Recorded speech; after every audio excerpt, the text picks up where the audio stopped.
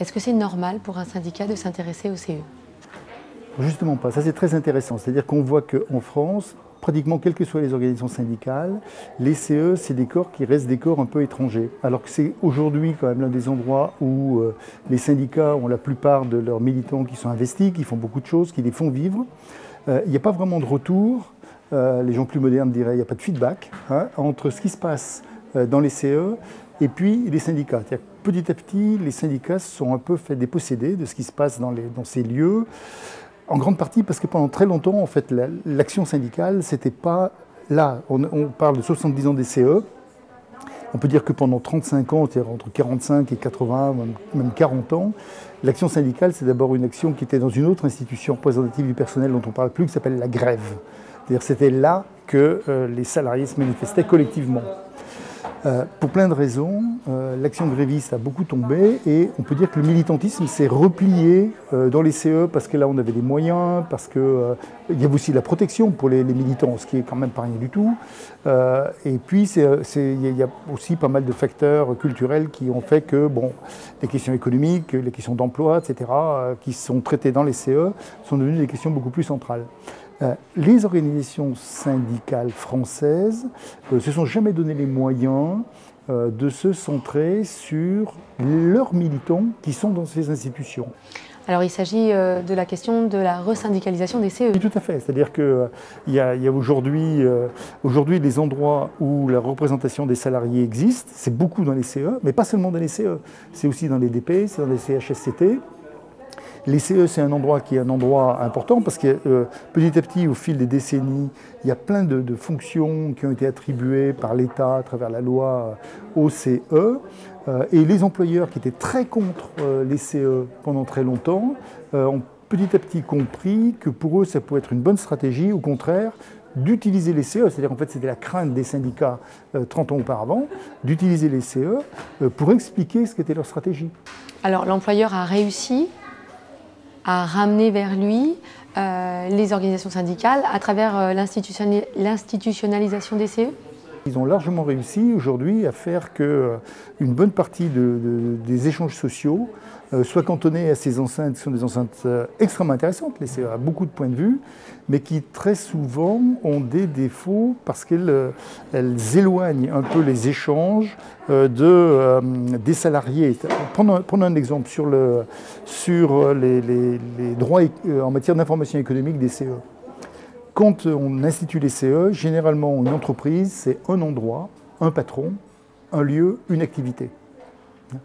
70 ans après, on n'est plus du tout dans cette configuration-là. Aujourd'hui, une entreprise, c'est très souvent un groupe, une multiplicité de lieux, une multiplicité d'activités.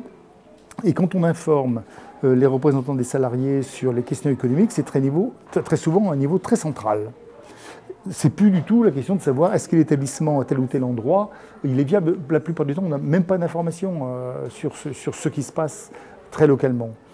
Du coup, les CE ont perdu une partie de leur capacité d'intervention au niveau local. Alors, ils le gardent en partie, cette capacité d'intervention, à travers les activités culturelles.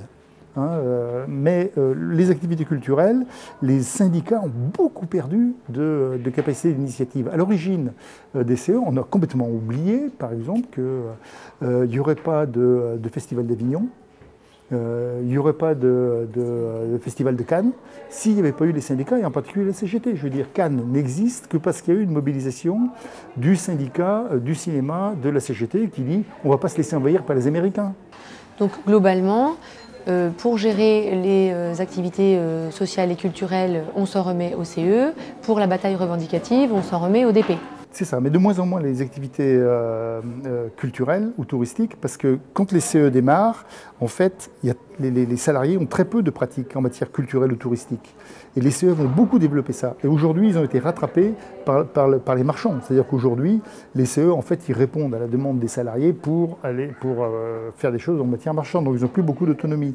Et là où, à mon avis, il y a aussi un gros déficit du point de vue syndical, c'est que, comme il y a une division du travail en France entre ce que font les CE et ce que font les DP, on a perdu de vue, à mon avis en grande partie parce qu'on a cédé à la demande des employeurs de s'investir dans les CE, on a perdu de vue le rôle des DP. Alors, le rôle des DP, c'est complètement central, parce que c'est là que, à mon avis, toutes nos enquêtes le montrent, et c'est vrai en France, c'est vrai ailleurs, c'est là que les délégués de terrain acquièrent véritablement leur légitimité. Prends un exemple très simple. Dire quand on est dans un supermarché un vendredi soir, et puis il y a le chef de rayon qui vient dire à une caissière ou une vendeuse, peu importe, bah écoute, ce soir, tu ne termines pas à 8h, tu termines à 22h. Si on s'intéresse à la question d'un point de vue juridique, c'est une question de DP. Une question individuelle, etc., etc. On voit bien que ce n'est pas vraiment une question pas une question juridique, c'est bien une question non seulement symbolique, mais c'est une question collective. C'est-à-dire, est-ce qu'on est capable, collectivement, de réagir pour dire non, c'est pas comme ça que ça se passe. Il faut qu'il y ait quelqu'un qui soit là pour monter sur la caisse et pour dire non, non, ici ça ne se passe pas comme ça, je suis DP ou peu importe, je suis délégué.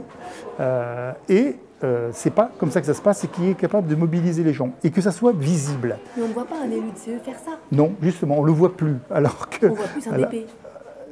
Non, parce qu'à la limite, la distinction entre CE et DP, c'est une distinction qui est une distinction très juridique, parce que la plupart du temps, dans les entreprises aujourd'hui, les militants cumulent les mandats. Donc ils sont à la fois CE, DP, parfois DS, parfois CHSCT. Autrement dit, strict du point de vue juridique et institutionnel, très souvent, une même personne a plusieurs casquettes. Et d'autre part, quand on regarde ça du point de vue des salariés, les salariés, ça ne les intéresse pas de savoir si le ou la déléguée est DP, CE. Ce qui les intéresse, c'est quand on les interviewe, c'est ce qu'ils nous disent, ils nous disent « Ah, le ou la déléguée ?» Ils n'ont rien à faire de savoir si c'est un DP ou un CE. Ce qu'ils savent, c'est que c'est un ou une déléguée.